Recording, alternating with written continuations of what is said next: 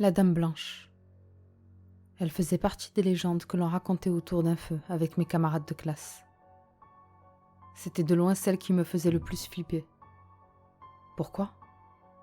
Eh bien, contrairement à la majorité des légendes urbaines, celle-là, nous ne la provoquons pas. On peut la croiser en roulant de nuit sur une longue route vide, sans avoir rien demandé. Et surtout, on raconte qu'elle est annonciatrice de mort prochaine. Je n'ai jamais repensé à tout ça. J'ai poursuivi ma vie sans problème particulier. Jusqu'à la semaine dernière. Vendredi, je suis rentrée chez moi très tard. Avec des amis, nous avons bu quelques verres pour fêter ma promotion. J'avais prévenu Rick de mon retour tardif. Rien ne laissait présager quoi que ce soit de négatif. Je roulais sur la route 66. Il faisait très froid. Le paysage était enneigé, sauf la route. Je roulais jusqu'à subitement apercevoir sur le bas-côté droit une silhouette féminine. Une peur inqualifiable m'a prise dans les tripes. En approchant, la silhouette se dessinait de plus en plus, jusqu'à être totalement discernable. Une femme, portant une longue robe blanche, avec de longs cheveux noirs. Elle était dos à moi, et se retourna lentement. Je n'ai pas cherché à comprendre et accéléré sans hésiter, voulant à tout prix mettre de la distance entre cette femme et moi. J'ai roulé un moment, le cœur battant à rompre les côtes.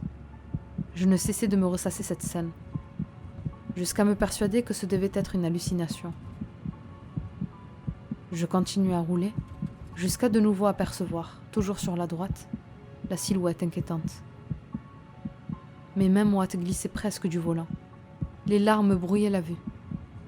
Cette fois, elle me faisait face. Son visage et ses bras apparents étaient aussi blancs que sa robe.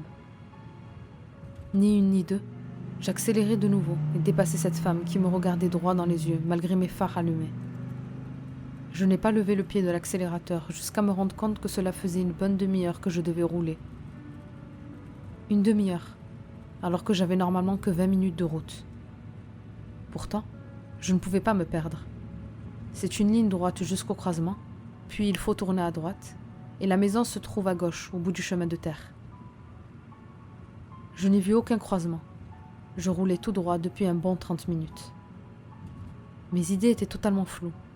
Pourtant, je n'avais pas bu une goutte d'alcool, j'en étais sûre. Je l'avais fait exprès car j'avais de la route à faire, justement.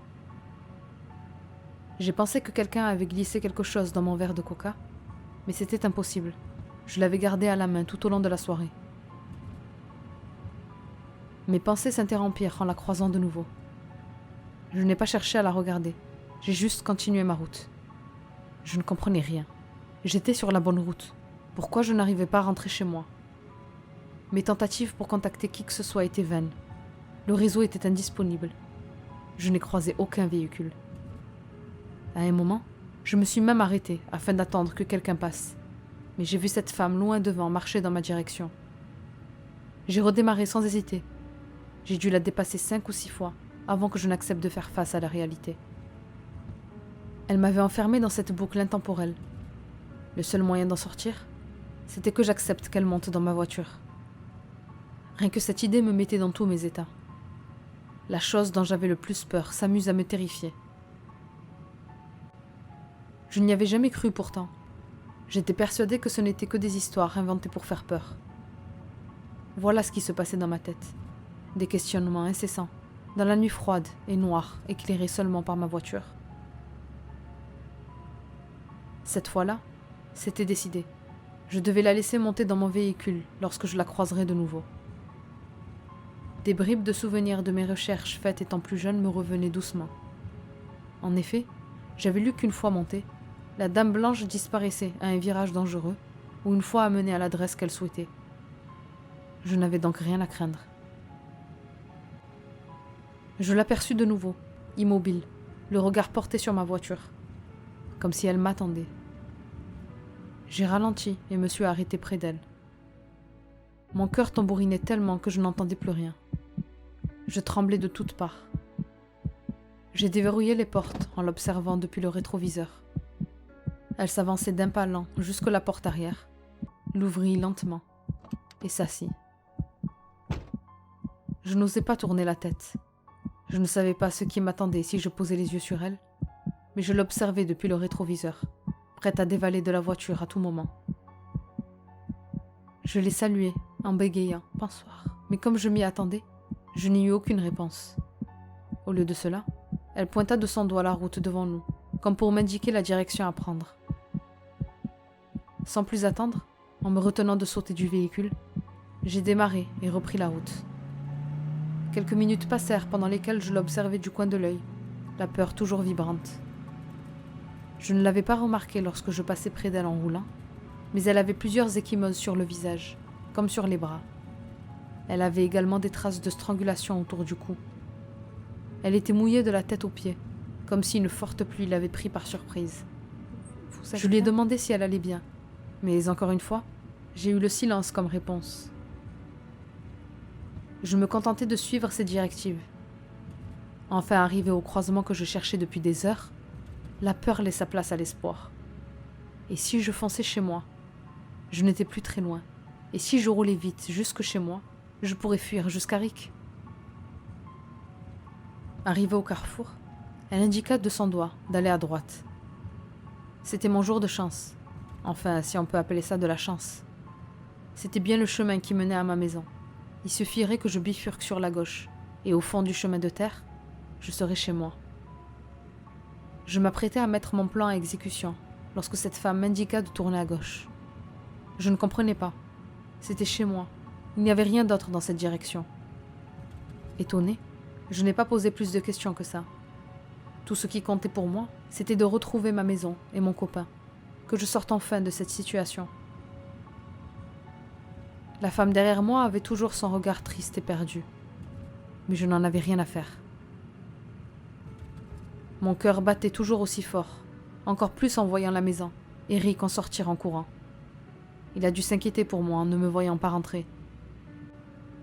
J'ai brusquement freiné tout en sortant de la voiture. Je suis tombée dans ses bras en sanglotant et en l'agrippant. Il voyait bien que quelque chose clochait.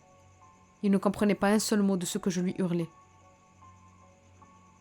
Calme-toi. Qu'est-ce qui se passe? Là, dans la voiture. Je voyais bien qu'il ne comprenait rien de ce que je lui balançais. Il m'ordonna de me calmer pendant qu'il se dirigeait vers la porte arrière de la voiture. Il regarda par la fenêtre et s'arrêta net dans son élan pour ouvrir la portière. Qu'est-ce... La dame blanche sortit du véhicule, lentement, et soutint du regard Rick, sans vaciller.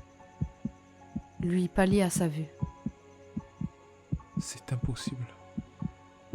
Il était totalement retourné, prêt à vomir dans la seconde. Mélissa. Non. Non. Ça ne peut pas. Qui est Mélissa? Tu la connais? Eric tomba à terre en essayant de fuir, tandis que la femme s'approchait de lui, le regard plein de rage. Rick, qu'est-ce qui se passe? La haine se lisait sur le visage de cette femme, tout comme la terreur sur celui de Rick. Je suis désolé. Mélissa, pardon. Je ne reconnaissais plus Rick, lui d'ordinaire si courageux, si fort et si imposant. On aurait dit un enfant en plein cauchemar. Je ne voulais pas te faire ça. Je ne me contrôlais plus. Rick, qu'est-ce que tu as fait? Mélissa, s'il te plaît, pardonne-moi. Elle ne cessait de le suivre au pas, jusqu'à ce qu'il se relève et court jusqu'au lac gelé. Rick, la glace est fragile. Il ne m'entendait pas, trop inquiet de ce que pourrait lui faire la femme, Mélissa. La glace se fissura sous ses pieds, ce qui le força à s'arrêter. Il se retourna et s'agenouilla, Mélissa toujours à ses talons. Je les rejoignis également. Mélissa, écoute-moi. Je suis désolé. Tu ne peux pas savoir à quel point. Je ne sais pas contrôler cette colère quand elle me prend. Je n'arrive pas à me maîtriser. Je promets de tout faire pour changer ça. Qu'est-ce que tu lui as fait? J'ai tué Mélissa. Je l'ai connue avant toi. On est restés ensemble 1 an. Et un soir, je l'ai aperçue en train de parler à un mec. J'ai attendu qu'elle rentre. Et je sais pas, ça m'a pris d'un coup. Je l'ai roué 2 coups et étranglé. Je l'ai tué et balancé son corps dans ce lac. Tout s'expliquait à ce moment-là. Tout m'est revenu. Parmi les légendes qui circulent au sujet de cette entité, figure celle d'annonciatrice de danger. Et si le danger, c'était Rick? Non, Rick, ça ne peut pas.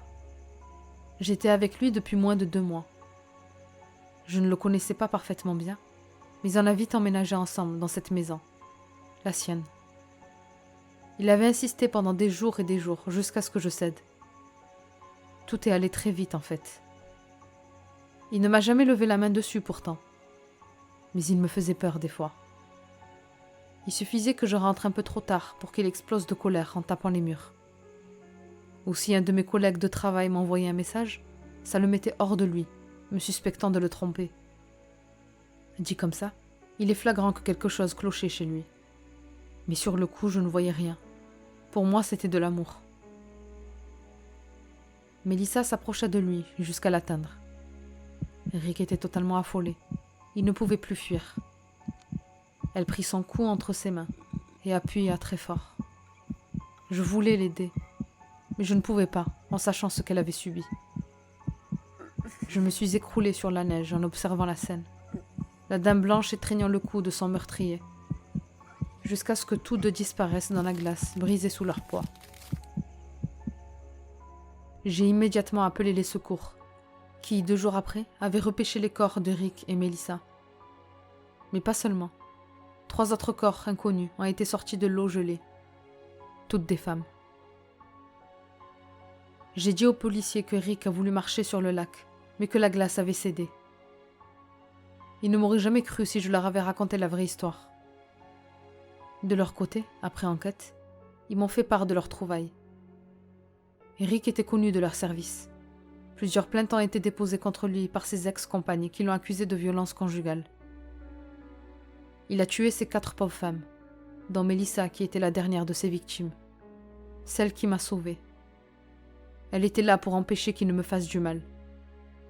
La Dame Blanche, une de mes plus grandes frayeurs, s'est révélée être ma sauveuse. Souvent décrite comme un présage de malheur, celle-là m'a protégée. Alors, si vous roulez en pleine nuit et croisez la Dame Blanche, n'hésitez pas à vous arrêter. Je suis sûre qu'elle ne vous veut que du bien.